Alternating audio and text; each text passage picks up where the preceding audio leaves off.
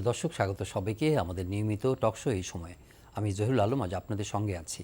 প্রিয় দর্শক, করোনা সংক্রমণের পরিস্থিতি মোকাবেলার জন্য লকডাউন চলছে। 16 জুন পর্যন্ত এটি নির্ধারিত ছিল সারা দেশে।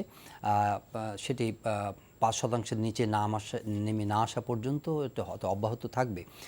এছাড়া 13টি জেলায় বিশেষ লকডাউন পরিস্থিতি এখন চলছে। সংক্রমণ এবং মৃত্যুও সেখানে বাড়ছে বলা যায়।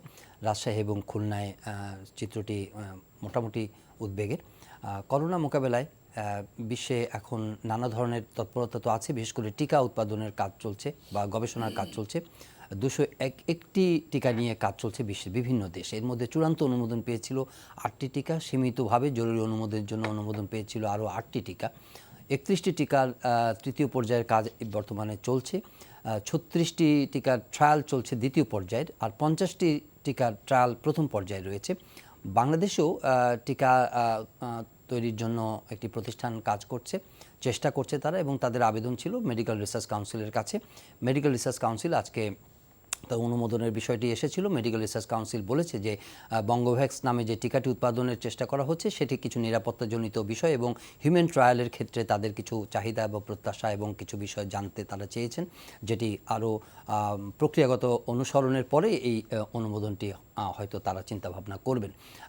এক্ষেত্রে বাংলাদেশের টিকা উৎপাদনের ক্ষেত্রে করণীয় কী এবং ভবিষ্যতে সরকার এটি নিয়ে কী ভাবছে সেটি আলোচনা হচ্ছে সর্বত্রই, কারণ করোনা একটি দীর্ঘমেয়াদী একটি সংকটের মধ্যে ফেলেছে গোটা বিশ্বকে, এবং সেই হিসাবে বাংলাদেশেরও একটি কৌশলগত বা একটি দীর্ঘমেয়াদী একটা প্রস্তুতির বিষয় রয়েছে। আমরা আলাপ করব এই বিষয়টি নিয়ে। এছাড়া পরীক্ষার জন্য এবার বেসরকারি খাতে অ্যান্টিজেন পরীক্ষার অনুমোদন সরকার দেওয়ার কথা ভাবছে বলে খবর বেরিয়েছে।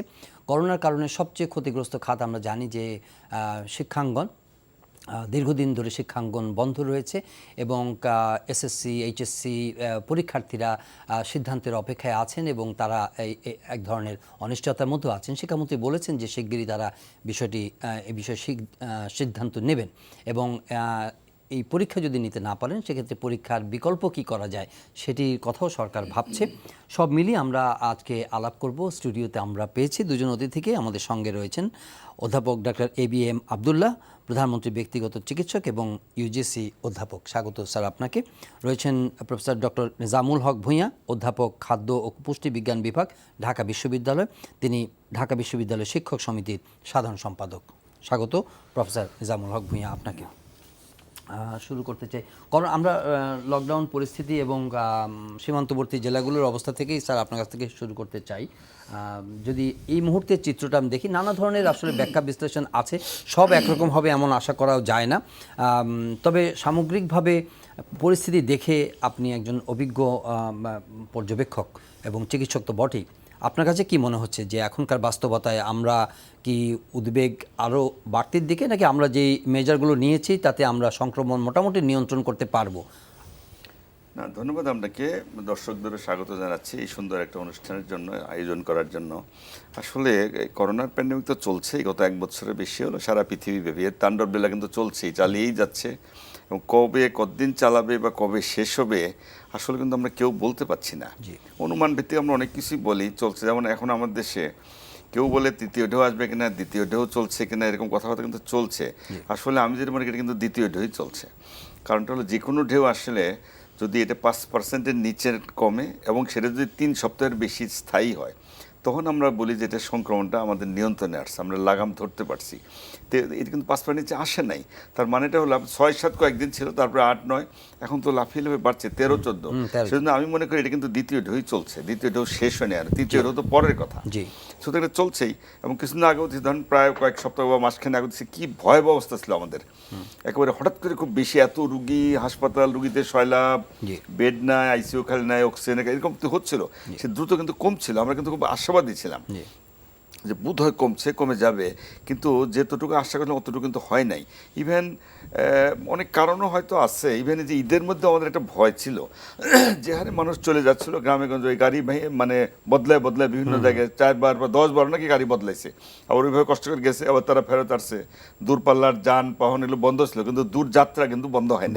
আমাদের একটা শঙ্কা ছিল হয়তো এটা বাড়বে। তো এটা বলতে পারেন যে আল্লাহর রহমতে অনেকটা ওইভাবে অতটা কিন্তু বাড়ে নাই, জি। তারপরেও সংক্রমণ কিন্তু হঠাৎ করে বেড়ে যাচ্ছে। এটার কয়েকটা কারণ আছে, তার মধ্যে যেটা মূল কারণ আপনারা জানেন যে ইন্ডিয়ান ভ্যারিয়েন্ট, যেটা আমরা কি বলি ডেল্টা ভ্যারিয়েন্ট, ইন্ডিয়ান ভ্যারিয়েন্ট বলা না বলাই ভালো, ডেল্টা নাম এটার। কয়েক সপ্তাহ আগে তো দেখছি ইন্ডিয়াতে কিন্তু ভয়াবহ অবস্থা গেল, জি রুগীতে একবারে শয়লাভ, ওদের অক্সিজেন ক্রাইসিস, ওদের হাসপাতালে বেডের ক্রাইসিস, এবং এত মানুষ ডেথ রেট মারা যাচ্ছিল এত বেশি। ওরা তো তাদের ধর্মীয় রীতি অনুযায়ী ডেড বডি পোড়া দিতে হয়, ইভেন কবরের জায়গা পাচ্ছিল না, পোড়া দেওয়ার শ্মশান ঘাটে জায়গা নাই, কাঠ পাচ্ছে না, একটা চিতার মধ্যে 4-5 জন কি দিয়েও কিন্তু পোড়া দিচ্ছে তারা। এমনও শোনা গেছে যে ফিল্ডের মধ্যে বা রাস্তার মধ্যে চিতা বানায় তাদের কিন্তু বার্ন করতে হয়েছে। তারপরেও আরও দুঃখজনক হলো যে জায়গা না পায় এই ডেড বডি কিন্তু গঙ্গার জলে ভাসিয়ে দেয়। এর মতো আমরা সত্য কথা মিডিয়াতে আসছে, আমরা জানি এগুলো। আমাদের কিন্তু ভয় ওই জায়গাতেই, কারণ ইন্ডিয়ান যে ভেরিয়েন্টটা বা ডেল্টা ভেরিয়েন্ট, এটা তো আমাদের মধ্যে কিছু কিছু রোগীর মধ্যে কিন্তু শনাক্ত হয়, কারণ আমাদের তো বিশাল একটা বর্ডার ইন্ডিয়ার সাথে রয়ে গেছে। জি সরকার কিন্তু পদক্ষেপ নিয়েছে ভালোভাবে, যেমন ধরেন আকাশপথ বলেন, জলপথ বলেন, এগুলো কিন্তু বন্ধ, স্থলপথ সেখানে মনিটর করা হচ্ছে। যারা ইন্ডিয়া থেকে আসে তাদের কিন্তু টেস্ট করা হয়, ট্রেসিং করা হয়, পজিটিভ হলে আইসোলেশন করা হয়, কোয়ারেন্টাইন, এগুলো কিন্তু করা হচ্ছে। জি। কিন্তু আমাদের যেটা সংশয় জি। যে কারণে ছড়িয়ে গেছে, সেটা হলো অনেক লোক কিন্তু চূড়া পথে ইন্ডিয়া থেকে আমাদের দেশে আসে যায়। এটা আগে থেকে আমরা শুনে আসতাম, আমাদের তো লোক ওই দেশে যায়, ওই দেশ থেকে কিন্তু এই দেশে আসে, এইভাবে কিন্তু প্রচুর আনাগোনা, এটা কিন্তু বন্ধ হয়েছে বলে আমার মনে হয় না। আরেকটা ব্যাপার হয়তো আপনিও স্বীকার করেন, মিডিয়াতে আমরা দেখছি প্রচুর যে পণ্য পরিবহনের যে ট্রাক বাস, এগুলো নিয়ে অনেক লোক কিন্তু আসতেছে, ড্রাইভার, হেল্পার, অন্য শ্রমিক, এবং তারা অনেকেই স্বাস্থ্যবিধি সুন্দর করে মানে না, মাস্ক পরে না, এমনকি তাদের নাকি করোনার এই সার্টিফিকেট নাই, সনদ নাই, নেগেটিভ সনদ তো আনতে হয়, এটাও নাই। তারা কিন্তু ঢুকছে, এখনও ঢুকছে কিনা জানি না, সেটাও কিন্তু আমাদের দেশে ছড়ানোর অন্যতম একটা কারণ। সেইভাবে দেখবেন, যদিও আমরা কিছুদিন আগে যেটা ছিল ঢাকা বা অন্যান্য বড় শহরে বেশি ছিল, কিছু কমে আসছিল, কিন্তু সীমান্তবর্তী জেলাগুলোতে অবস্থা কিন্তু সত্যিই ভয়াবহ, এবং দিন দিন কিন্তু লাফিয়ে বেড়ে, যদিও কয়েকদিন কিছুটা হয়তো কমের দিকে মনে হচ্ছে, তারপরে গভর্নমেন্ট কিন্তু অনেকগুলো পদক্ষেপ, লোকালাইজ কিন্তু ওই লকডাউন হচ্ছে লোকাল এরিয়াতে, অঞ্চল ভিত্তিক, সেটা হচ্ছে অনেকটা সাকসেসফুল হয়তো বা হয়েছে। কিন্তু আরেকটা জিনিস আমাদের হয়তো স্বীকার করতেই হবে, ইভেন যেখানে লকডাউন চলছে, জনগণের একটা বিশাল অংশ কিন্তু স্বাস্থ্যবিধি মানছে না, বারবার বলে অন্তত মাস্কটা পরেন, মাস্কটা তো ভ্যাকসিনেটের অল্টারনেটিভ, অনেকে কিন্তু পড়ে না, সবাইকে দোষ দিব না, বিশাল অংশ পড়ে না। হাত ধোয়ার চর্চা চালু তো বলতে গেলে নাই। তো আমি তো অনেক জায়গায় দেখি হাত ধোয়ার যে বেসিনগুলা, ওগুলো কিন্তু একবারে মানে ময়লা পড়ে গেছে, পরিষ্কারও বোধ হয় না, ওই হাত ধোয়ার চর্চা কিন্তু নাই। হাত ধোয়ার এই ভাইরাসকে দেখেন, কোনোভাবে কিন্তু ভাইরাসকে আমরা কাবু করতে পারছি না, অথচ 20 সেকেন্ড যদি যে কোনো সাবান দিয়ে হাত ধোয়া যায়, তাহলে কিন্তু ভাইরাসটা মারা, এই কাজটা কিন্তু আমরা করছি না। এবং মাস্ক পরা, আরেকটা হলো শারীরিক দূরত্ব, যেটা আমরা বলি মেনটেন করা, তো কমপক্ষে 3 ফিট। অনেকে বলে সামাজিক, ঠিক সামাজিক কথাটা ঠিক না, এটা কিন্তু শারীরিক, সেটাও তো করে না। হাটে বাটে চললে কি দেখা যায়, রাস্তাঘাটে যেখানে যান মানুষ লুকে লুকানো ভিড়, যেখানে যান একেবারে বিপণী বিপণ থেকে শুরু করে রেস্টুরেন্ট বন্ধ, যেখানে যান, তাই তো ভর্তি তো লোকজন। এটা তো খুব জরুরি, এই কথা কাজগুলো যদি আমরা মেনটেন না করি, তাহলে সংক্রমণের ঝুঁকি তো বাড়তেই হবে। সেটি কিন্তু আনফর্চুনেটলি আমাদের দেশেও হচ্ছে, যদিও আমরা মানুষকে খালি দোষ দিচ্ছি সেটাও ঠিক না, কিন্তু হচ্ছে তো এই ঘটনাগুলো কিন্তু সত্য আসলে। জি, ডক্টর নিজামুল হক ভূঁইয়া, এই আমরা যখন পরিস্থিতি আলোচনা করি, কখনো আমরা সরকারের দোষ দিই, কখনো আবার প্রশংসা করি, কখনো মানুষের দোষ দিই, আবার মানুষের প্রশংসা করছি, কিন্তু স্বাভাবিকভাবে যে চিত্রটা আমরা দেখি, সাধারণভাবে যে চিত্রটা দেখি, সেখানে ওই যে স্যার বললেন যে প্রতিবেশী দেশের যে চিত্রটা, সেটার জন্যই কিন্তু আসলে আতঙ্কটা বাড়ছে বা ভয়টা আছে, যে আমরা এখন যেটা আছে সেটা একটা স্বাভাবিক চিত্র, গত বছর আমরা এটা দেখেছি, এবং ভয়টা হচ্ছে যে সীমান্তবর্তী এলাকাগুলো আক্রান্ত হচ্ছে, এবং সেটা একটা প্রভাব, হয়তো প্রতিবেশী দেশের একটা প্রভাব সেখানে পড়েছে। এখন এই অবস্থায় যেই ধরনের কি বলবো, যে জরুরি এবং একটা সিরিয়াসনেস থাকা উচিত, মানে ফ্রম অল কোয়ার্টার্স, আমি শুধু সরকারের কথা বলবো না বা নীতি নির্ধারণের কথা বলবো না, সেখানে সিদ্ধান্ত গ্রহণ, বাস্তবায়ন, এবং মানুষকে যেখানে ঝুঁকিপূর্ণ এলাকাগুলোর মানুষের সচেতনতা, যে স্যার বললেন যে অনেক মানুষই লকডাউন আছে, বিশেষ লকডাউন কিন্তু মানে না, এই জায়গার মধ্যে যেই প্রয়োগটা থাকা দরকার, সেইটা কি আপনি দেখতে পাচ্ছেন কিনা, এবং যদি না হয় তাহলে এটার পরিণতি নিয়ে আমরা কি ধরনের মানে কি বলে আলোচনা করছি? ধন্যবাদ। আমাদের তো আপনাকে ধন্যবাদ আমাদের অত্যন্ত স্বনামধন্য বিখ্যাত আবদুল্লাহ স্যারকে। উনি একজন মেডিসিন বিশেষজ্ঞ, আমাদের মাননীয় প্রধানমন্ত্রীর ব্যক্তিগত চিকিৎসক এবং ইউজিসি অধ্যাপক। স্যারকে আমি বিশেষভাবে ধন্যবাদ দেবো। স্যার একসময় যখন ডেঙ্গু জ্বর ছিল এদেশে, স্যারে কিন্তু ডেঙ্গু জ্বরের বিরুদ্ধে এত কাজ করেছেন, এমনকি প্রত্যেক ডাক্তার পরে স্যারকে ফলো করেছে, এমনকি আজকে আমাদের ডেঙ্গু জ্বরটা অনেকটা আমরা নিয়ন্ত্রণে আনতে পেরেছি। এখন আমাদের করোনাতে প্রথম দিকে আমাদের যে অবস্থাটা ছিল, যে আমরা প্রথম ঢেউতে আমাদের মানুষ ভয় পেয়েছিল, মানুষ ঘর থেকে বেরোচ্ছিল না, কেউ মারা গেলে আত্মীয় স্বজনরা পাশে যাচ্ছিল না, হাজব্যান্ড ওয়াইফকে দেখতে যাচ্ছিল না, ছেলে বাপকে দেখতে যাচ্ছিল না, সে অবস্থা ছিল। মানে করোনা মানে একটা ভয়ঙ্কর আতঙ্ক। এবং ঢাকা শহরে আমরা তখন বের হওয়ার পর রাস্তায় দেখেছি যে কোনো জনমানব শুনছে। ইভেনকি আমি ঢাকা বিশ্ববিদ্যালয়ের ক্যাম্পাসও দেখেছি আমাদের কোনো পাড়াতে কোনো লোকজন রাস্তায় বেরোচ্ছে না। এমনকি দেখা যাচ্ছে যে তরি তরকারি কেনার জন্য শিক্ষকরা আমার বললো যে স্যার একটা বিশেষ ভ্যানের ব্যবস্থা করেন, আমরা দূরত্ব মেনটেন করে আমরা করব। কিন্তু সেটা প্রথম দিকে ছিল। দ্বিতীয় পর্যায়ে যখন আমাদের সংক্রমণের হার পর্যায়ক্রমে 5-এর নিচে আসলো, বেশ কিছুদিন ছিল। কিন্তু মার্চ মাস থেকে যখন আমরা সব খুলে দেওয়া হলো, আমাদের দোকানপাট, আমাদের ট্যুরিজম, বিশেষ করে কক্সবাজারে 10 লক্ষ লোক, পটুয়াখালী, কুয়াকাটাতে, সিলেটে, তার দিনাজপুরে, রংপুরে, রাজশাহীতে, সব জায়গায় মানুষ, তার বিয়ে শাদীর অনুষ্ঠান, আমাদের বিভিন্ন মিটিং সভা, কোনোটাই কেউ তোয়াক্কা করছে না। তারপর দেখা গেল পর্যায়ক্রমে বেড়ে গেলো। এর মধ্যেই ভারত কিন্তু বিজ্ঞানকে, ভারতের প্রধানমন্ত্রীও বিজ্ঞানকে তোয়াক্কা করেছেন, নরেন্দ্র মোদী সাহেব। ইভেনকি ব্রাজিলের প্রধানমন্ত্রীকেও দেখেছি, প্রেসিডেন্টকেও দেখেছি যে ওনারা করোনাকে তোয়াক্কা করে নেই, এমনকি ওনারা বিজ্ঞানকে মানে নেয়। সায়েন্টিস্টরা যেটা বলেছে সেদিকে যায় নাই। তার জন্য ভারতকে দেখেছি যে 4 লক্ষ লোক পর্যন্ত ভারত আক্রান্ত হয়েছে, স্বার্থ বর্ণনা করেছে তাদের বিভিন্নভাবে যে করোনা সংক্রমণ। আমাদের পাশের দেশ পশ্চিমবঙ্গে নির্বাচন করেছে, মে মাসের 2 তারিখে তারা নির্বাচনের রেজাল্ট দিয়েছে। এখন আমাদের চতুর্দিকে ভারত, আমাদের 4000 কিলোমিটার উপরের বর্ডার, আমাদের ফরাস বর্ডার আছে 14টি। কিন্তু আমাদের স্যার যেটা বলেছে যে বিভিন্নভাবে লোকজন আমাদের বর্ডার এরিয়াতে যাতায়াত করে। এমনকি যখনই ভারতের সংক্রমণটা বেড়ে যাচ্ছে, পশ্চিমবঙ্গে লকডাউন দিয়েছে। আমরা এপ্রিলের শেষের দিকে আমরা প্রথম বর্ডারকে আমরা সিল করেছি। আমাদের এই সিলটা যদি আরও 1 সপ্তাহ আগে করা যেত তাহলে ভালো হতো। আর আমরা আরও একটা জিনিস লিখেছি, একটা সমন্বয়ের অভাব না। কিন্তু যখন সিল করার পরে এখনকার চিত্রটাও কি আপনি মনে করেন যে খুব টাইটলি মনিটর? না, টাইটলি মনিটর করছে, আমরা দেখছি টেলিভিশনে। কিন্তু আর একটু যেমন সংক্রমণটা আমরা নিয়ন্ত্রণ করলে তো সংক্রমণটা কমে যাবে। এখন তো it's not all about the border monitoring. এখন তো মানুষজনকে, যাদের হয়েছে, অনেকে, বেশিরভাগ লোকেরই কিন্তু ভারত ভ্রমণের অভিজ্ঞতা নেই। হ্যাঁ, এবং সেটা শুধুমাত্র সীমান্তবর্তী অঞ্চলগুলো নয়, এখন দেখা যাচ্ছে যে চিটাগং থেকে শুরু করে নোয়াখালী পর্যন্ত বিভিন্ন জায়গায় কিন্তু হচ্ছে। কিন্তু আমাদের ওই অঞ্চলগুলোতে, যেমন আমি আজকে দেখেছি দিনাজপুরে 52%, আপনার রাজশাহীতে 42%, আপনাদের নোয়াখালীতে 30%, 22%, বিভিন্ন সারা দেশে ছড়িয়ে গেছে। একসময় বলা হতো যে লোকালি করোনা হবে না, এটা গরিবের রোগ, এটা বড় লোকের রোগ, এটা গরিবের রোগ না। আমরা দেখছি শহর ভিত্তিক, ঢাকাতে হচ্ছে, চিটাগংয়ে হচ্ছে, নারায়ণগঞ্জে হচ্ছে, গাজীপুরে ছিল। কিন্তু এখন আমরা দেখা যাচ্ছে যে ফেরি অঞ্চলগুলোতে চলে গেছে। এখন আপনাদের বর্ডার অঞ্চল থেকে শুরু করে, এখন সিলেট থেকে শুরু করে চতুর্দিকে কিন্তু আমাদের ঘেরাও দিয়ে আসছে। আপনি বলছেন যে পেরিফেরিয়াল ডিস্ট্রিক্টগুলোতে ছড়িয়ে পড়েছে, কিন্তু প্রশ্নটা হচ্ছে যে সেটা তো ছড়িয়ে পড়েছে, আমরা এখন জানি নানা ধরনের যে পরাস বর্ডারের কথা বললেন, পরাস বর্ডারে যারা ফর্মাল এবং ফর্মালটা মোটামুটি মনিটর করা হয়েছে, কিন্তু ইনফর্মাল মুভমেন্টটা হয়তো ওইভাবে মনিটর করা যায় না, বা যে কোনো কারণ হোক এটা ঢুকে পড়েছে। এখন সেই ঢুকে পড়া লোকজনের চেয়েও বেশি ঝুঁকিপূর্ণ হচ্ছে মানুষ এটাকে ট্রান্সমিট করতেছে একজন আরেকজনকে, যেই ইনডিসক্রিমিনেট মুভমেন্টের কারণে এটা ছড়িয়ে পড়ছে। তো প্রথম কথা হচ্ছে যে প্রথম দিকে সিদ্ধান্ত নেওয়া হয়েছিল যে এগুলোকে, এই বর্ডারিং এরিয়াগুলোকে ডিসকানেক্ট করে দেওয়া রেস্ট অফ দ্য কান্ট্রি। সেটা কতটা স্ট্রিক্টলি করা হয়েছে, না করার কারণে এখন বিভিন্ন ডিস্ট্রিক্টের এই অস্তিত্ব পাওয়া যাচ্ছে।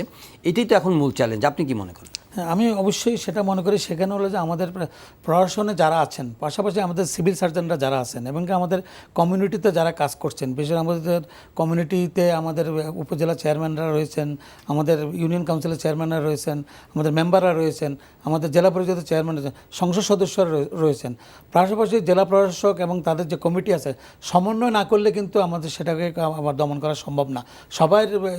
সবাই মিলে যদি সচেতন মানুষকে বুঝাতে হবে যে অতীতে গত বছর যেভাবে আমরা সংক্রমণ নিয়ন্ত্রণ করেছি, সেভাবে নিয়ন্ত্রণ না করলে, যদি আমরা খোলাখুলি আমরা ছেড়ে দিই, কারণ মানুষ যদি সেটা না মানে, তাহলে কিন্তু সংক্রমণ আরো বেড়েই যাবে এবং একটা আশঙ্কার সৃষ্টি হবে বলে আমি মনে করি। জি স্যার, আপনি কি মনে করেন? একটু হালকা মেজাজে। জি, একটা পয়েন্ট যেটা বললেন, এরপরও তো বাড়ছে, গভর্নমেন্ট তো রেস্ট্রিক্ট করছে। এটা আরেকটা ব্যাপার আছে, এই রোগটা আমরা যতই স্থলপথ, জলপথ বা আকাশপথ বন্ধ করেন, একটা কথা কিন্তু সায়েন্টিস্টরা কিন্তু এখন একমত, এটা বাতাসেও ছড়ায়। সুতরাং এই দিক দিয়ে বন্ধ করলে বাতাস তো বন্ধ করা যাচ্ছে না, তাতেও কিন্তু ছড়াচ্ছে।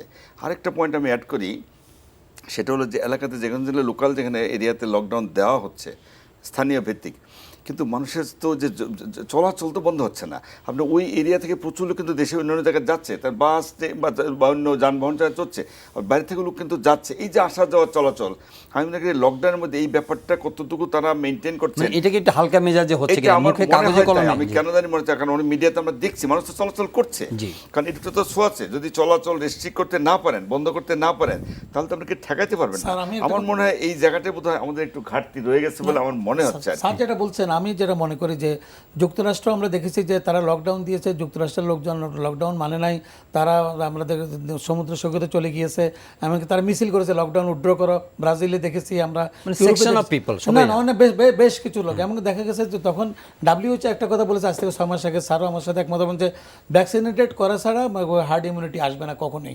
আমরা যতই লকডাউন শিথিল করি বা আমরা নিয়ন্ত্রণ করি, কিন্তু আবার দেখা যাচ্ছে যে আবার বেড়ে যাচ্ছে, আবার এদিকে বন্ধ করি এদিকে বেড়ে যাচ্ছে। তো সুতরাং সেক্ষেত্রে আমাদের ভ্যাকসিনের প্রক্রিয়াটাতে যে আমরা বোধহয় প্রথম দিকে আমরা খুবই সাকসেসফুলি এগিয়েছিলাম, কিন্তু পরবর্তীতে আমরা একটি কোম্পানির উপর ডিপেন্ড করতে গিয়ে আজকে কিন্তু আমাদেরকে মাসুল দিতে হচ্ছে। নাহলে কিন্তু আমরা প্রথম দিকে যদি সবগুলো দেশের সাথে, যেমন আজকে রাশিয়াতে আমরা চুক্তি করছি, রাশিয়াতে আমাদের পজিশন 68, এর আগে 67 কান্ট্রি অলরেডি চুক্তি করে ফেলছে। তারপরে আরও পর্যায়ক্রমে আমরা কোভ্যাক্সিন দিয়ে তাকিয়েছি, গরিব দেশগুলো 110 কোটি ডোজ দেওয়া হবে, সেখানে আমরা রেশনিংভাবে কিছু পাবো, সেদিকে তাকিয়ে থাকলে তো আমাদের হবে না। আমাদের এই যে 54-এ আমাদের এখানে যে ভ্যাকসিন আমরা উৎপাদন করতাম, আমাদের পরে 8 বছর পরে সিরাম ইনস্টিটিউট হলো, আজকে সিরাম ইনস্টিটিউট পৃথিবীর একটা বিখ্যাত একটা ইনস্টিটিউট, সেখানে আজকে করোনা ভ্যাকসিন তৈরি হচ্ছে। আমাদের এইগুলো 2006 সালে ভারত থেকে যখন সিরাম ইনস্টিটিউটের লোকগুলো আসলো, আমাদের যারা সায়েন্টিস্ট, তাদেরকে বলা হয়েছে যে আপনারা এটাকে ডেভেলপ করেন। ওনারা উদ্যোগও নিয়েছিল, কিন্তু তৎকালীন সরকার বা তারা উদ্যোগ নেয় নাই বিধায় এটার মাসুল আমাদের গুনতে হচ্ছে। আসলে আমাদের ইভিন কি আমরা আরেকটা জিনিস, আমাদের পলিসি মেকিং যারা করবে আর ইমপ্লিমেন্ট যারা করবে, এটাকে আলাদা করা উচিত। পলিসি মেকাররা পলিসি করে দিবে। আজকে দেখেন আমরা ঢাকা বিশ্ববিদ্যালয়ের শিক্ষকরা আমরা অনেক কিছু আমরা আবিষ্কার করি, আমরা অনেক কিছু করি, কিন্তু আমাদের এটা সারফেসে আসতেছে না। আপনি দেখেন যে আপনার অক্সফোর্ডের টিকা আবিষ্কার করেছে, অক্সফোর্ডের সরকার, ব্রিটিশ সরকার অক্সফোর্ডকে ফলো করছে। হার্ভার্ড কি আবিষ্কার করলো, আপনার জন হপকিন্স কী করলো, সেটাকে তাদের সরকার ফলো করে। কিন্তু দেখা যাচ্ছে বিশ্ববিদ্যালয় পর্যায়ে আপনি দেখেন আমাদের যে কোভিডের কমিটিগুলো করেছে, কজন সায়েন্টিস্ট সেখানে রাখা হলো, পাবলিক হেলথের লোক, স্যার তো মেডিসিন বিশেষজ্ঞ, স্যার পাবলিক হেলথও কাজ করে থাকে যথাযথভাবে আমি বলবো, কিন্তু কিছু কিছু লোকজনকে যারা ওখানে কমিটিগুলোতে আছে তারা অনেক বড় বড় কথাবার্তা বলে, এবং আমরা দেখেছি আপনার টেলিভিশনে এসে যারা বিশেষজ্ঞ না তারা বিশেষজ্ঞ দাবি করে অনেক কথা বলেই বলছে, এবং অনেকে তো সরকার চেষ্টা করছে এবং সুন্দরভাবে আমাদের মাননীয় প্রধানমন্ত্রী শেখ হাসিনার নেতৃত্বে আমাদের কোভিড আমরা সাকসেসফুলি আমরা এগিয়ে যাচ্ছি। কিন্তু হয়তো আমাদের কিছু ব্যর্থ ছিল, কিছু ব্যর্থতা ছিল, সব দেশে ছিল, শুধু আমাদের ইউএসএকে দেখেছি, ইতালিকে দেখেছি, সব জায়গায় কিন্তু একই ঘটনা ঘটেছে। কিন্তু এরপরও বাংলাদেশ অনেক সুন্দরভাবে নিয়ন্ত্রণ করছে। যারা মানে বিভিন্নভাবে নেগেটিভ কথাবার্তা বলে, যেমন আমাদের বাংলাদেশে কিছু কিছু রিসার্চ ইনস্টিটিউট আছে, সরকার যত ভালো কাজে করুক দেখা যায় সবসময় তারা, যেমন সিপিডি, আপনি যত ভালো কাজে করেন বলে যে না ওরা এটা ঠিক নাই, ওটা ঠিক নাই, ওটা ঠিক নাই, ভালো কাজ যেগুলো করবেন সেটারও প্রশংসা করে না। আমরা মনে করবো যে আপনার পয়েন্টটা আমি একটু বলতে চাই, আপনি তো অন্যদিকে গেলেন, কিন্তু আপনি বলছিলেন যে এই যে ভ্যাকসিনের প্রসঙ্গটি আপনি যখন আলাপ করছিলেন, তো ভ্যাকসিনের প্রসঙ্গে আপনি কি মনে করেন যে সরকার এখানে প্রপার পলিসি বা কোনো গাইডলাইন অথবা এখানকার প্রপার যে অ্যাডিকুয়েট রিসোর্স এখানে অ্যালোকেট করার সুযোগ ছিল সেটা করা হয়নি? সেটা যখন সারা বিশ্বই ভ্যাকসিনের, যেখানে আমাদের বঙ্গভ্যাক্স জিনিসটাকে আবিষ্কার করে তারা সংবাদ সম্মেলন করেছে, কিন্তু তাদেরকে সেভাবে আমি নিজে সেই অনুষ্ঠানে গিয়েছি, বক্তব্য রেখেছি, বলেছিলাম, কিন্তু তারা সেই ধরনের সহযোগিতা পায় নাই।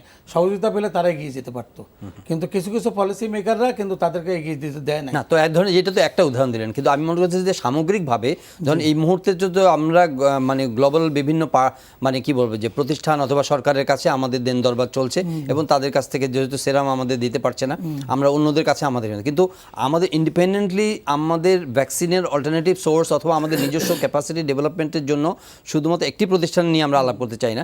এই সামগ্রিকভাবে যে সরকারের যে পলিসি, সেটা আপনি কি বলবেন, আছে কিনা সেরকম দৃষ্টিভঙ্গি? এখন চেষ্টা করছে, পলিসি তো আগে কিছু ভুল ত্রুটি ছিলই, এখন আমি মনে করি সরকার যথাযথভাবে চেষ্টা করে যাচ্ছে। আমাদের পররাষ্ট্রমন্ত্রী বাইরে গিয়েছে, আমাদের স্বাস্থ্য মন্ত্রণালয় চেষ্টা করছে, আমাদের স্বাস্থ্যমন্ত্রী প্রকিউরমেন্টের দিকে আমি ডক্টর আব্দুল্লাহ আছেন এখানে, আমি ওনার কাছ থেকে একটু জানতে চাই। স্যার, আমরা এই মুহূর্তে পারচেজ অথবা প্রকিউর করতেছি, তারপরের ধাপগুলো কি? তারপরের ধাপ কি? আমরা কি কো প্রোডাকশন, জয়েন্ট প্রোডাকশনের কথা ভাবতে পারি কিনা, অথবা পেটেন্টের মাধ্যমে আমরা নিজেরা উৎপাদন করার কথা ভাববো, নাকি আমরা ইন্ডিপেন্ডেন্টলি ভ্যাকসিন যে তৈরি করা, যেমন আজকের প্রসঙ্গটি আসছে যে বিএমআরসিতে একটা মানে রিকোয়েস্ট ছিল হয়তো আপনিও ছিলেন সেখানে বা আপনারা আছেন এটার মধ্যে, এই রিকোয়েস্টের প্রেক্ষিতে আপনাদের রেসপন্স কি বা এই ব্যাপারে যদি একটু আমাদের ঠিক আছে, অনেকগুলো কয়েকটা পয়েন্ট আছে যেগুলো বলেন সবই ঠিক আছে। আমি আরেকটা পয়েন্ট শুধু আগে অ্যাড করে রাখি, ওই লকডাউনের কথাটা একটু শেষ করে নেই। কারণ অন্য আমাদের দেশে যেভাবে লকডাউন তো ঢিলা ঢালা, এটা কোনো লকডাউন তো না, তাই তো? লকডাউনের মধ্যে যে হারে যানজট, এটা তো লকডাউন না। আর যেগুলো ওই লোকাল এরিয়াতে যেগুলো লকডাউন চলছে, এখানে বোধহয় আরেকটা জিনিস দৃষ্টি দেওয়া দরকার, যে যারা নিম্ন আয়ের লোক, গরিব লোক, দিন এনে দিন খায়, তাদের তো সঞ্চিত কোনো টাকা পয়সাও নাই, খাদ্যও নাই, দিন এনে দিন খায়। কিন্তু তাদের যদি এটাই নিশ্চিত করা না যায়, অন্তত 7 দিন 10 দিন যতদিন লকডাউন দেবেন, তাদের চাউল ডাউল থাকা খাওয়ার যদি ব্যবস্থা নিশ্চিত করা না যায়, তাহলে তারা কিন্তু ঘরে থাকবে না। ওই বাইরেও হবে, তারা বিভিন্ন জায়গায় যাবে, তার কাজের জন্য যেতেই হবে, তার জীবনও বাঁচতে হবে, তার জীবিকার জন্য এগুলো করতে হবে। আমার এই বিষয়টা বোধহয় একটু জোরে সোরে যেখানেই লকডাউন দেওয়া হোক, তাদের অন্তত যে কদিন লকডাউন দেবে তাদের থাকা খাওয়া মানে খাওয়া দাওয়া নিশ্চিত করে যদি দেওয়া যায়, তাহলে মনে হয় অনেকটা কার্যকরী হবে বলে আমার মনে হচ্ছে। তাহলে এখানে একটু সমন্বয়ের ঘাটতি দেখছেন একটু বোধহয় সমন্বয়ের ঘাটতি বা এই চিন্তা ভাবনা কতটুকু, খালি দিলাম লকডাউন করে থাকেন, এটা তো হচ্ছে না, বাস্তবে তাই হচ্ছে না। আর সারা দেশে তো লকডাউন বলতে কিছু নাই এখন, লকডাউন কই, আর লকডাউন সবই লকও নাই, ডাউনও নাই, কিছুই তো নাই। সুতরাং এই জিনিসগুলো কিন্তু দেখা, মুখে মুখে কাগজে কলমে লকডাউন দিলেন আর হয়ে গেল, এটা তো হয় না। আপনি বসে রুমে বসে সুন্দর করে বলতে এখন যদি পারেন আমরা বলি সংক্রমণের 5% নিচে না নামা পর্যন্ত লকডাউন চলবে, হ্যাঁ, তো কিন্তু কি এটা অর্থটা কি? এর অর্থটা কি সেটা তো আমি বলতে চাচ্ছি। এবং চলতে যদি, আর লকডাউন তো কোনো দীর্ঘস্থায়ী সমাধান না, টেম্পোরারি দেওয়া যায়, তাই না? 7 দিন 10 দিন বা সাইন্টিফিক্যালি 2 সপ্তাহ পর্যন্ত আমরা বলি। এই 2 সপ্তাহ যাদের জন্য লকডাউন, তাদের জন্য যদি এগুলো যা আমি যা বলতে চাচ্ছি, তাহলে ন্যূনতম চাহিদা যদি নিশ্চিত করা না করেন, তাহলে এটা সাকসেসফুল হবে না। আনফরচুনেটলি তাই তো হচ্ছে। জি স্যার, ডক্টর নিজাম যেহেতু বললেন যে দীর্ঘমেয়াদী আপনাকে পরিস্থিতি নিয়ন্ত্রণ করতে গেলে শুধু লকডাউন বা এসব মেজারে কাজ হবে না, করতে হবে আপনাকে ভ্যাকসিনেটেড করতে হবে। ওটাতে আসছে যে ভ্যাকসিনের কথাটি আপনি যে প্রশ্ন করলেন, আমি একটু বলে রাখলাম এই কারণে, যখনই এখনো তো লকডাউন সামনে হয়তো দিতে হতেও পারে, কোনো কোনো সীমান্তের ক্ষেত্রে চলছে, এবং মাননীয় প্রধানমন্ত্রী কিন্তু বলছেন অবস্থা অনুযায়ী তার এলাকায় কিন্তু পারমিশনও দিয়েছে লকডাউন দিতে পারবে। যখনই লকডাউন দেন এই জিনিস যেন একটু নিশ্চিত করা হয়, না হলে কিন্তু আমরা লকডাউন। এবং আরেকটা জিনিস নিশ্চিত করতে হবে, যখন লকডাউন দেবেন জনগণের ন্যূনতম চাহিদা পূরণ করে, এটাও ঠিক। এবং খেয়াল রাখতে হবে ওই এরিয়ার কোনো লোকজন যেন অন্য কোথাও না যায়, ওইটাও বন্ধ করতে হবে। যানবাহন বলেন, বাস যাই বলেন, বা ট্রেন লঞ্চ যাই বলেন, এবং অন্য লোকজন যেন ওই জায়গা থেকে না ঢোকে, এটা যদি নিশ্চিত না করেন, তাহলে এই আসা যাওয়া চলাচল থাকলে তো আপনি এটা কার্যকর হবে না। এখন আপনার টিকার প্রসঙ্গে আসি। টিকা যেটা হলো, এটা আসলে একটা জিনিস দেখাই, লোকটা তো নতুন বলে 1 বছর কয়েক মাস নতুনই তো বলতে হবে। এটা সারা শুধু আমরা না, সারা পৃথিবীর মানুষ কিন্তু বলতে পারেন বিপর্যস্ত, সর্বশান্ত, বা ধরেন একেবারে লণ্ডভণ্ড, এবং শুধু সব কিছু তো লণ্ডভণ্ড করছে। আমাদের সামাজিক বলেন, রাজনৈতিক বলেন, অর্থনৈতিক বলেন, সাংস্কৃতিক বলেন, ধর্মীয় বলেন, শিক্ষা, স্বাস্থ্য, কোনো কিছু তো বাদ রাখে নেই, সব জায়গায় তো গোলমাল আছেই। এটা শুধু যে টিকার কার্যক্রম যে চলছে না তা না, আমাদের মোটামুটি একটা খুব খারাপ চলছে এটা বলবো না। আমাদের মাননীয় প্রধানমন্ত্রী জননেত্রী শেখ হাসিনা কিন্তু শুরু থেকে এই ব্যাপারে সচেতন ছিলেন, কার্যক্রম কিন্তু মোটামুটি ভালোই চলছিল। ফেব্রুয়ারিতে শুরু হলো 7 তারিখ থেকে, খুব সুন্দর, এবং টিকার কার্যক্রম আমাদের দেশে এটা যথেষ্ট প্রশংসাও কিন্তু পাইছে, এবং সর্বস্তরের জনগণ কারো কিন্তু অভিযোগ তেমন ছিল না। একটু সমস্যা হয়ে গেল ইন্ডিয়াতে সংক্রমণটা বাড়াতে, সব কিছু লণ্ডভণ্ড হয়ে গেল। ইন্ডিয়াতে ওরা নিজেদের লোকজনকে তো দিতে পারছিল না, ওরা যে ইচ্ছে করে রপ্তানি বন্ধ হয়েছে তাও কিন্তু না, ওরা বাধ্য হয়েছে বিদেশে রপ্তানি বন্ধ করে, সেই জন্য কিন্তু আমরা একটু ঝামেলায় পড়ে গেছি। তারপরেও বলবো এখনো পৃথিবীর 139টি দেশ কিন্তু টিকা পাই নাই, আমরা কিন্তু কিছু পাচ্ছি, কার্যক্রম কিন্তু চলছে। এই কয়েকদিনের জন্য একটু স্তীমিত হয়ে গেছে, ইন্ডিয়া বন্ধ করে দেয়, তাহলে তো এটা হতো না। বিশেষ করে অনেকেই 2টা ডোজ নিয়ে ফেলছে অক্সফোর্ড অ্যাস্ট্রাজেনেকার, অনেকে আবার ফার্স্ট ডোজ নিয়ে বসে আছে, সেকেন্ড ডোজের জন্য খুব টেনশন হচ্ছে, এটাও সেটা বাস্তবতা, সে তো সত্যই। তারপর গভর্নমেন্ট জায়গায় বসে আছে এটা আমি বলতে চাচ্ছি না, তারা কিন্তু বিভিন্ন দিক থেকে কিন্তু চালাচ্ছে কার্যক্রম। অলরেডি চাইনিজ টিকা তো প্রায় 12 লাখের মতো কিন্তু এসে গেছে, তাই না? রাশিয়ান টিকাও হয়তো, হ্যাঁ ওটা তো গিফট দিয়েছে, আসছে তো, গিফটই হোক, পাচ্ছে তো। প্রথমে আসলো, তারপরে রাশিয়ান 19 তারিখ থেকে এটা কার্যক্রম শুরু হবে, আর 2 দিন পরেই শুরু হচ্ছে। রাশিয়ান টিকাও কিন্তু আসতেছে, এসে যাচ্ছে।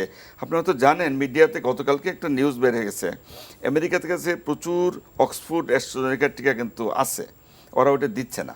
ওরা মডার্না, ফাইজার, মেয়াদ থাকবে এরকম, মেয়াদটা ওদের ডিসেম্বর পর্যন্ত রয়ে গেছে, এই জন্যই মেয়াদটা দেখেই নিতে হবে আমাদের। ওরা তৃতীয় বিশ্বের দেশগুলো কিন্তু দিচ্ছে।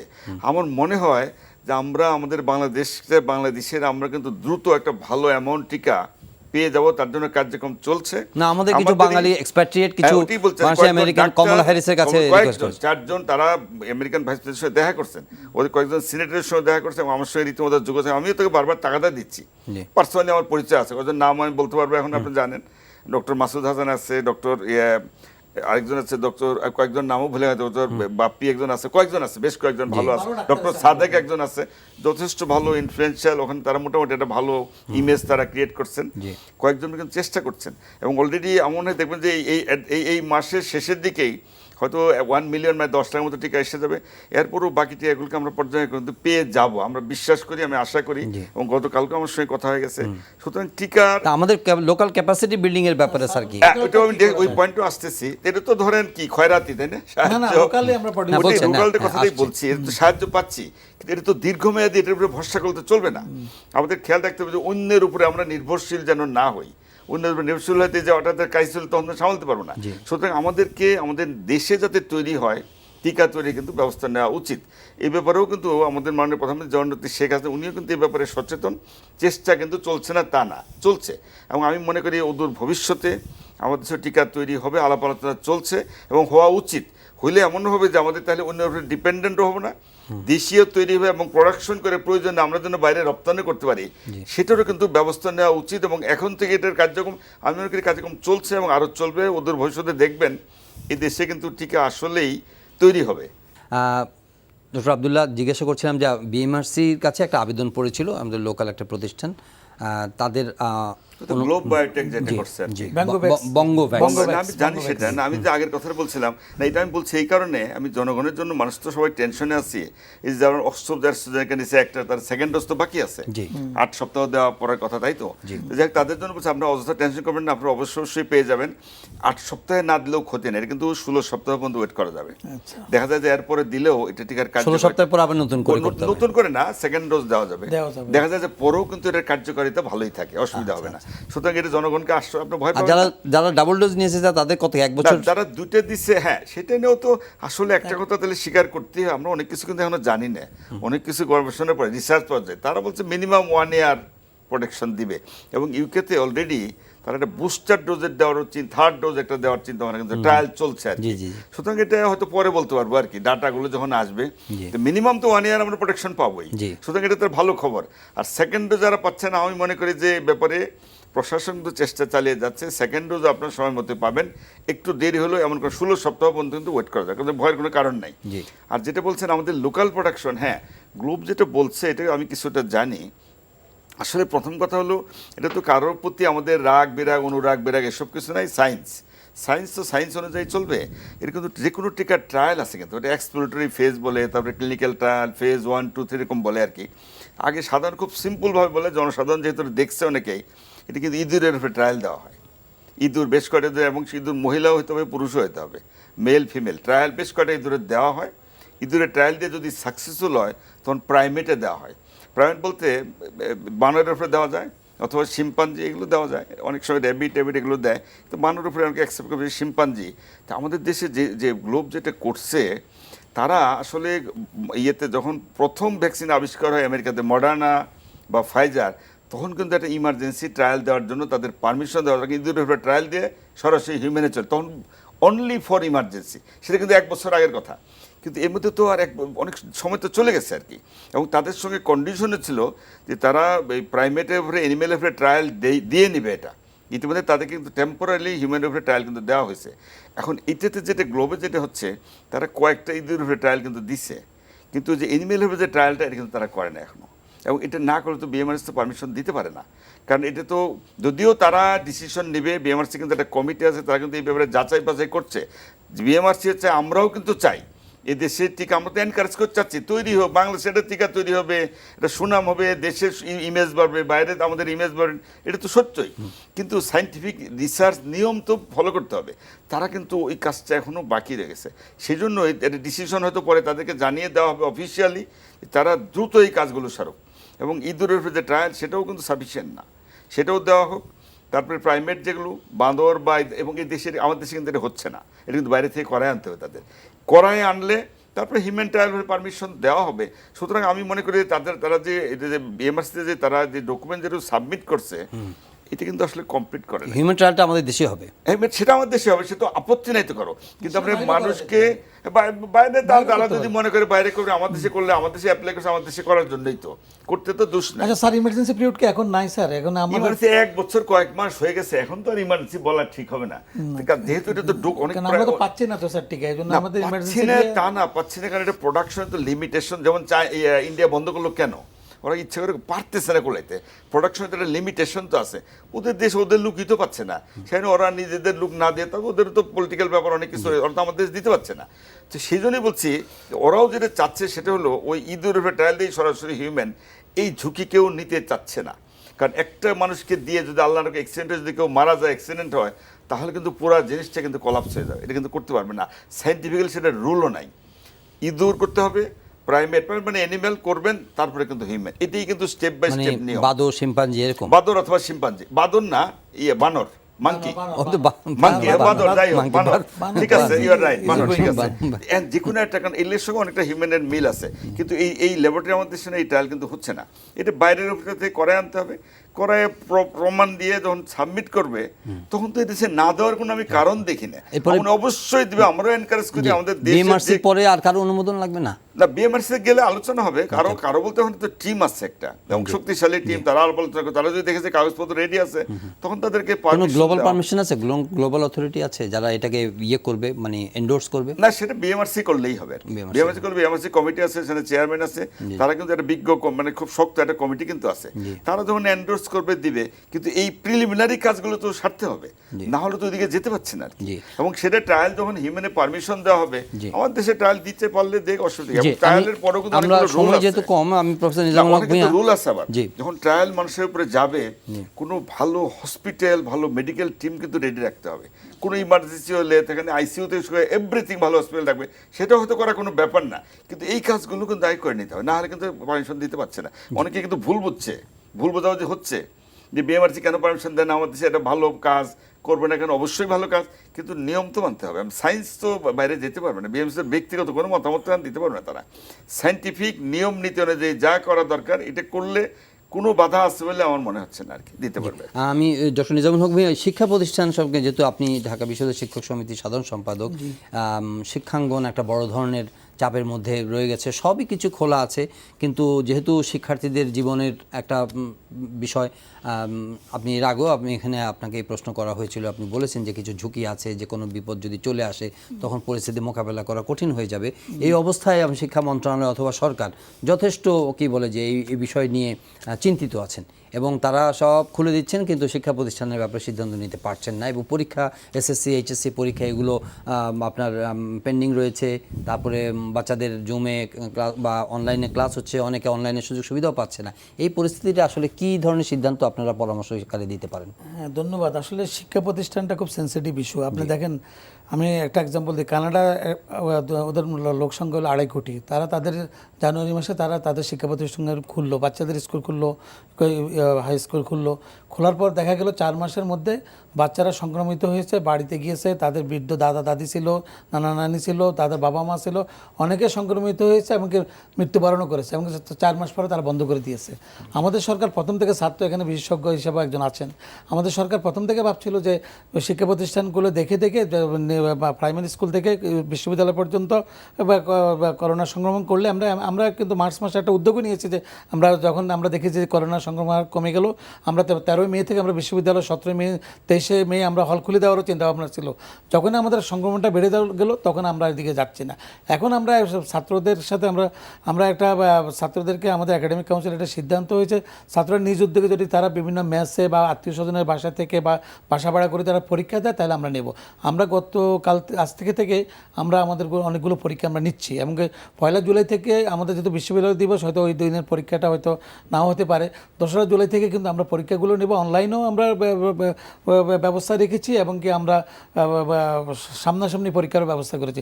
বিশেষ ব্যবস্থায় আমরা ছাত্রদেরকে উদ্যোগ নিয়ে করব। তবে হল খোলার ব্যাপারটা যেটা আপনারা বারবারই বলেছেন, ভ্যাকসিনেটেড করা ছাড়া আমাদের শিক্ষা মন্ত্রণালয়ের সাথে আমরা এখানে একমত, কারণ আমি নিজে একটা হলের প্রভোস্টের দায়িত্ব পালন করেছি। হলে যদি একটা ঘটনা ঘটে, একটা ছাত্র সংক্রমিত হয়, কোনো কারণে মৃত্যুবরণ করে, এটা নিয়ে হইচই পড়ে যাবে। তো সেক্ষেত্রে আমরা ছাত্রদেরকে ভ্যাকসিনেটেড করে, স্যার যেটা বললো, আমরা আশা করতেছি আগামী 1 মাসের মধ্যে আমরা প্রচুর টিকা পেয়ে যাবো আশা করতেছি। করলে আমাদের মাত্র বিশ্ববিদ্যালয় পর্যায়ে 6 থেকে 8 লক্ষ এটা শুধু বিশ্ববিদ্যালয় নিয়ে ভাবছেন, না কিন্তু না সারা দেশের বিশ্ববিদ্যালয় পর্যায়ে শিক্ষার্থীদের না। প্রশ্ন। তারপরে যে আমাদের শিক্ষকরা আছে, আমাদের প্রাইমারি স্কুলের শিক্ষকরা আছে, হাই স্কুলের শিক্ষকরা আছে। কারণ ওটা সবচেয়ে দুঃখজনক কি, দেখেন যারা মেট্রিক পাস করেছে 2 বছর তারা কলেজেই যেতে পারে নাই। এমনকি হয়তো দেখা যাচ্ছে যে তারা ইন্টারমিডিয়েট পরীক্ষা হয়তো বিশেষ পদ্ধতিতে আমরা পরীক্ষা নিয়ে তাদের পাস করি। কলেজ জীবনের যে একটা স্পিড, কলেজ বিজ্ঞানের যে আবেগ, কলেজের সাথে যে সম্পৃক্ততা, কলেজ থেকে যে সে অনেক কিছু শিখবে সেটাও তো শিখতে পারছে না। আমাদের শিক্ষা ব্যবস্থা সবচেয়ে বেশি ক্ষতিগ্রস্ত হয়েছে। বিশ্ববিদ্যালয়ে যে সেটা ফার্স্ট ইয়ারে এসেছে আমি তাকে ঠিকমতো পাইও নাই, 2 বছর চলে গেল। আমরা অনলাইনে কিছু কিছু ক্লাস নিচ্ছি, কারণ এই যে এখন তো এটা তো আমার এটা তো কারো হাত নেই, এটা তো স্বাভাবিক নিয়মের কারণেই ছাত্ররা শিকার হচ্ছে। তো আমরা আশা করবো যে আমার অনতি বিলম্বেই আমরা ভ্যাকসিনেটেড করে ছাত্রদেরকে আমরা সব লেভেলে শিক্ষার্থীদেরকে আমাদের মানে যে আপনি দেখেন আজকে আমেরিকাতে, কানাডাতে 12 থেকে 18 বছর দিচ্ছে, এবং তারা চিন্তা ভাবনা করছে 2 থেকে 12 বছরের বাচ্চাদেরকে তারা টিকা দিয়ে দিবে। তো আমার মনে হয় এটা আমরা সব গ্লোবালি আমরা সবাই কিন্তু সেই বেনিফিটটা আমরা পাবো, আমরা আমাদের শিক্ষা প্রতিষ্ঠানগুলো আমরা খুলতে পারবো বলে আশা করছি। ধন্যবাদ জনাব নিজামুল হক ভাই। আমি প্রফেসর আব্দুল্লাহ আপনার কাছ থেকে যদি জানতে চাবো যে বিপর্যস্ত, ক্ষতিগ্রস্ত, বিপন্ন শিক্ষা ব্যবস্থা বা শিক্ষা খাতকে পুনরুজ্জীবনের জন্য একটি হচ্ছে যে উনি বলেন যে ভ্যাকসিনেটেড করার পরে এটাকে ব্যাপার সিদ্ধান্ত নেওয়া যেতে, কিন্তু এটা তো সুদূর পরা হতো। আমরা 1 মাসের মধ্যে পাবো, পেয়ে এগুলোকে আমরা সবাইকে ভ্যাকসিনেট করে ফেলতে পারবো কিনা এবং সরকারের সেই কৌশলগত সিদ্ধান্ত আছে কিনা সেটি একটি প্রশ্ন। আর দ্বিতীয় কথা হচ্ছে যে অপশন হিসাবে যখন শিক্ষামন্ত্রী কথা বলেন তখন বলেন যে সংক্রমণের হার 5-এর নিচে যদি নেমে আসে তাহলে করবে, সেটার সঙ্গে কিন্তু ভ্যাকসিনেশনটাকে রিলেট করা হয়নি। তাহলে আপনি একজন বিশেষজ্ঞ চিকিৎসক হিসাবে কি মনে করেন, কি ভ্যাকসিনেট করার পরে নাকি 5-এর নিচে সংক্রমণ নামলে পরে আমরা এই ধরনের উদ্যোগ নিতে পারি, অথবা মডেল আকারে আমরা এক ধরনের চালু করতে পারি কিছু? আসলে কথা সবই সত্য। প্রথম কথা তো আমাদের জীবনটাই তো আগে। আমরা এমন কিছু করবো না যে আমাদের বাচ্চাদেরকে এবারে ঝুঁকির মধ্যে ফেলে দেবো। জীবনটাই যদি চলে যায় তো শিক্ষা দিয়েই বা কি, এটা তো সত্যই। হ্যাঁ, 1 বছর গেছে, গত মার্চ থেকে এই মার্চ 1 বছর খুব বেশি গেছে তাও না। তো যেখানে এটা তো গভর্নমেন্ট যে একেবারে চেষ্টা করছে, তারা শিক্ষা মাধ্যমে তারা ট্রাই করছে। আমার ব্যক্তিগত মতামত যেটা ছিল সেটা হলো ঢালাওভাবে একসাথে সব শিক্ষা প্রতিষ্ঠান কিন্তু খোলা যাবে না, কারণ সংক্রমণ যেভাবে বাড়তে থাকে তাহলে তো ঝুঁকির মধ্যেই পাবে। তবে এটাও সত্য, সবই তো খোলা। অনেক কিছুদিন আগে একটা মিছিল হয়ে ছাত্ররা কিন্তু মিছিল করছে, এবং পোলাপান আমরা বলি ঘরে লকডাউন, আসলে কেউ ঘরে নাই, বাপ মার সঙ্গে ঠিক ঘোরাফেরা করছে, বেড়াচ্ছে, বাজারে যাচ্ছে। ঈদের মধ্যেও তো আমরা দেখছি বাচ্চা নিয়ে কিন্তু দোকানেও যাচ্ছে, মাস্ক পরানো, এরকম ঘটনাও কিন্তু ঘটছে। সুতরাং অনেকে তো বলছে শিক্ষাবান খুলে, মেজরিটি কিন্তু খোলার পক্ষে। তা আমার ব্যক্তিগত মতামত ছিল যে সপ্তাহে একবারে খোলা যাবে না, পর্যায়ক্রমে খোলা যেতে পারে। আমি মনে করি যারা বড় বাচ্চা, যেমন মেডিকেল কলেজ, তা তো বড় মেডিকেল স্টুডেন্ট, ওরা স্বাস্থ্যবিধি মানবে, ডাক্তার থাকবে, তাদেরকে বোধহয় অলরেডি ভ্যাকসিন তাদের শুরু করা হয় সরকারিভাবে। সব স্টুডেন্টদের কিন্তু ভ্যাকসিন দেওয়া হচ্ছে বা বাকি আরও দিবে আর কি। আমার মনে হয় তাদেরকে ভ্যাকসিন করে মেডিকেল কলেজগুলো খোলা দিতে পারে। তারপরে পর্যায়ক্রমে ধরেন বুয়েট বা এগ্রিকালচার আস্তে আস্তে বড় বাচ্চা এবং তারা স্বাস্থ্যবিধি মানবে, মানানো যাবে, বা একটু মডিফাই করা যেতে পারে, একসাথে সবাইকে ক্লাসে না নিয়ে বা সপ্তাহে 1 দিন 2 দিন 3 দিন করে শুরু করা যেতে পারে। তারপরে আমরা অবস্থা দেখে পর্যায়ক্রমে ইউনিভার্সিটিগুলো খোলা যেতে পারে, ইউনিভার্সিটিও সেখানেও ভ্যাকসিনের হয়তো ব্যবস্থা করা হবে। যদি অবস্থা উন্নতি হয় তখন college, high school, primary high school আমি আগেই খোলার পক্ষে না, কারণ বাচ্চা, ছোট বাচ্চা তো স্কুলে যায়, ছোট বাচ্চা দৌড়াদৌড়ি লাফালাফি করবে, কার মধ্যে ভাইরাস আমরা জানি না। কিন্তু স্যার আপনি যে বললেন যে সব একসঙ্গে খোলা না করে পর্যায়ক্রমে করতে পারলে ভালো, কিন্তু হ্যাঁ ভালো কথা, খুবই সুচিন্তিত প্রস্তাব। কিন্তু এই যে 1 বছরের বেশি সময় চলে গেল, তো এর মধ্যে কি এরকম একটা মডেল উদ্যোগ, এক্সপেরিমেন্টাল একটা উদ্যোগ কি নেওয়া যেত না? এটা ভাবনার কোনো সুযোগ ছিল না? একটা কথা তো অস্বীকার করার উপায় নেই, এর তো সারা পৃথিবীর সমস্যা। যে আমেরিকার মতো দেশ ওরাই কি পারছে, কানাডার মতো দেশ, ইউরোপের অনেক দেশ তো খোলাইতে পারছে, খুলছিল, বাড়ছে, আবার বন্ধ করছে। রিস্কটাও, ঝুঁকি তো রয়ে গেছে, কারণ একটা ছোট বাচ্চাও যদি আল্লাহ না কিছু একটা হয়ে যায় তখন তো পুরো ব্লেমটা তো পড়বে। এটা তো একটা বিশাল ঝুঁকির ব্যাপার। আর সবচেয়ে বড় 1 বছর নয় গেলে আমাদের জীবনটা তো আগে বাঁচাইতে হবে। 1 বছর গেলে তো কী হবে আমাদের, আপনার মনে আছে কিনা ওই সময়, আপনার বয়স কত জানি না, 71 সনে তো আমাদের তখন কিন্তু 1 বছর আমাদের চলে গেছে জীবন থেকে অনেকের। আমি তখন ইন্টারমিডিয়েটে পড়ি, সুতরাং তখনও 1 বছর যাওয়ার পরে স্বাধীন হয়েছে, তারপরে আস্তে আস্তে এগুলো রেকটিফাই করছে, ওটাও তো কারেকশন করে নেওয়া গেছে। সুতরাং আগে জীবনটা ভালো, সবাই সুস্থ থাক, ভালো থাক, তারপরে নয় আর কিছুদিন আমরা এতদিন ওয়েট করলাম, আর কিছুদিন ওয়েট করে মোটামুটি নিশ্চিন্ত হয়ে যদি খুলে দেওয়া হয় তাহলে এটা কিন্তু ঝুঁকির থেকে আমরা নিজেদেরকে মুক্ত রাখতে পারবো।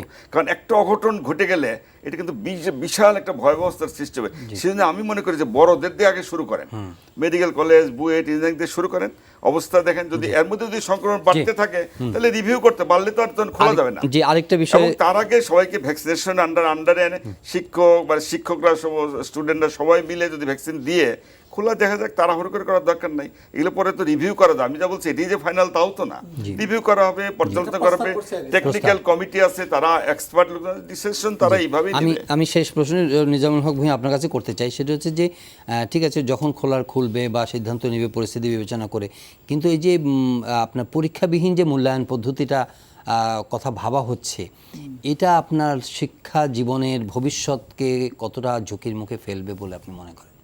স্যার একটি কথা বলেছে না যে 1 বছর তো আমাদের জীবন থেকে চলে গেল।